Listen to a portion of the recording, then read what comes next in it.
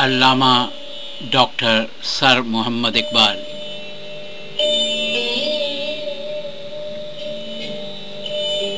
دریائے نیکر جرمنی میں ہائیڈلبرگ کے دریا کے کنارے پر ایک شام نظم۔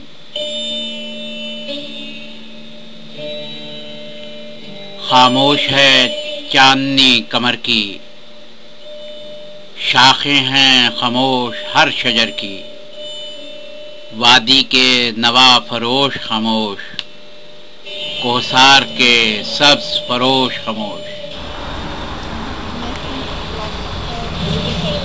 فطرت بے ہوش ہو گئی ہے،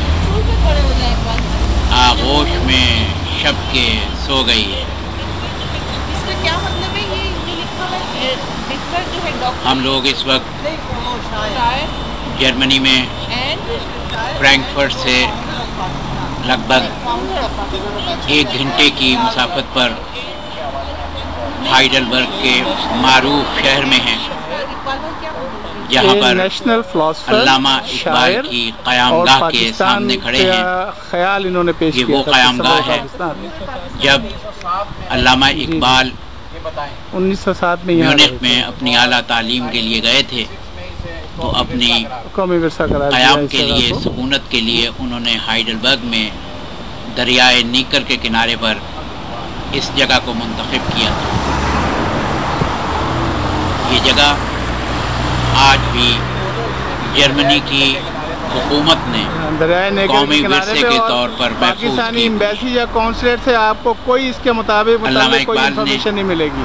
اپنی اعلیٰ تعلیم میونخ میں حاصل کی تھی، لیکن محققین کا یہ کہنا ہے کہ انہوں نے اپنی فارسی شاعری کی ابتدا اسی ہائیڈلبرگ کے شہر میں کی۔ اسی ہائیڈلبرگ کے شہر میں ان کی شاعری کو ایک نئی جہت ملی، جہاں محققین کا یہ کہنا ہے کہ وہ جرمنی کے معروف اور بہت بڑے شاعر گوئٹے سے بہت متاثر ہوئے، اور ان کی تحریروں میں گوئٹے کے فلسفے کا اور گوئٹے کے نظریات کا تأثر ملنے لگا۔ علامہ اقبال نے اپنی زندگی کا حصہ یہاں پر گزارا، لیکن آج بہت کم لوگوں کو معلوم ہے کہ علامہ کا گھر یہاں ہائیڈلبرگ میں واقع ہے۔